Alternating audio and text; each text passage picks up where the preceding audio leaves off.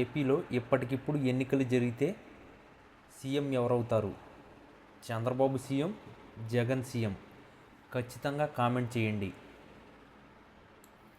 KL విశ్వవిద్యాలయం నుంచి 3 satellite launch కావడం ఆనందంగా ఉందని కేంద్ర మంత్రి భూపతిరాజు శ్రీనివాస్ వర్మ అన్నారు. ఈ సందర్భంగా ఆయన మీడియాతో మాట్లాడుతూ యూనివర్సిటీ విద్యార్థుల నైపుణ్యం, సృజనాత్మకత ఎట్లాంటిదో శాటిలైట్ తెలియజేస్తాయని తెలిపారు. విద్యార్థులు 2 ఏళ్ల క్రితమే కేఎల్ శాట్-1 లాంచ్ చేశారని గుర్తు చేశారు. ఇవాళ లాంచ్ చేసిన కాన్సెప్ట్ ఇస్రో, ఐఎస్ఆర్ఓ సహకారంతో లాంచ్ అయిందని పేర్కొన్నారు. కేఎల్ యూనివర్సిటీ నుంచి లాంచ్ అవుతున్న శాటిలైట్ వాతావరణం, ఓజోన్ పొర, హెల్త్ ఇలా వివిధ అంశాలకు సంబంధించి డేటా అందిస్తున్నాయని తెలిపారు.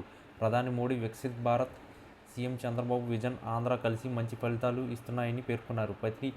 ప్రతి కళాశాల ప్రయోగశాలగా మారాలని అవసరం ఉందని ఆశాభావం వ్యక్తం చేశారు. ప్రతి కాలేజీ, యూనివర్సిటీలో ప్రయోగాలు జరగాలని సూచించారు. విద్యార్థుల్లో ఉన్న సృజనాత్మకతను ఉపాధ్యాయులు వెలికి తీయాలన్నారు. భారత్ టెక్నాలజీలో అనేక దేశాలతో పోటీ పడుతుందని వెల్లడించారు. ఏపీలో ఈసారి ఖరీఫ్ రైతుల నుంచి ధాన్యం కొనుగోలు చేసేందుకు సిద్ధమవుతున్న ప్రభుత్వం ఈ మేరకు పలు జాగ్రత్తలు తీసుకుంటుంది. ధాన్యం కొనుగోళ్ల విషయంలో విమర్శలు రాకుండా అధికారుల్ని స్వయంగా సమన్వయం చేస్తూ పలు ఆదేశాలు ఇస్తుంది. ఇందులో భాగంగా ఇవాళ పౌర సరఫరాల కార్పొరేషన్ ఆధ్వర్యంలో మంత్రి నాదెండ్ల మనోహర్ విజయవాడలో సదస్సు నిర్వహించారు. ఇందులో వారికి కీలక ఆదేశాలు జారీ చేశారు. దీంతోపాటు మిల్లర్లకు హెచ్చరికలు చేశారు.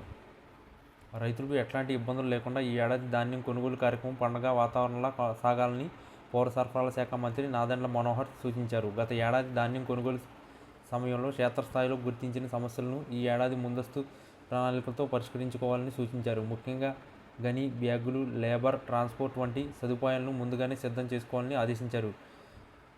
గన్ని బ్యాగ్స్ సరఫరాలో దళారులను అరికట్టడానికి జేసీలు చొరవ తీసుకోవాలని, దీనికి సంబంధించి జిల్లా పోలీస్ శాఖ ప్రత్యేక ఎస్ఓపీ విడుదల చేస్తుందన్నారు.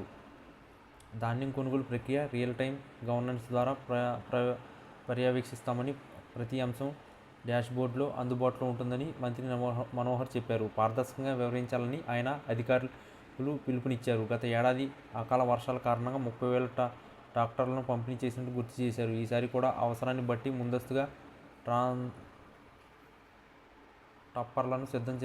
టిప్పర్లను సిద్ధం చేసుకోవాలని సూచించారు. గత ప్రభుత్వం రైతులు ధాన్యం విక్రయంలో ఎదుర్కొన్న ఇబ్బందులను పూర్తి చేస్తూ ప్రస్తుత కూటమి ప్రభుత్వం ఫార్మ్ ప్రింటింగ్ విధానాన్ని ద్వారా రైతుల స్వేచ్ఛను కల్పిస్తుందని, రైతులు తమకు మిల్లుకు నచ్చిన సమయంలో ధాన్యం విక్రయించే అవకాశాలు కల్పించమని చెప్పారు.